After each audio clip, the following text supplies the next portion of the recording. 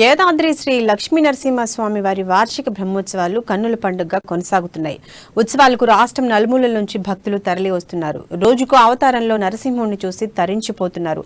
బ్రహ్మోత్సవాల్లో భాగంగా 5వ రోజైన నేడు యాదగిరిగుట్ట శ్రీ లక్ష్మీ నరసింహ స్వామి శ్రీకృష్ణుడి అవతారంలో భక్తులకు దర్శనమిచ్చారు. స్వామివారిని ఆలయ తిరుమాడ వీధుల్లో ఊరేగించారు. అనంతరం వేంచేపు మండపంపై ఆస్థానం చేసి వేద మంత్రాలు పఠించారు. సాయంత్రం పొన్న వాహన సేవ నిర్వహించనున్నారు.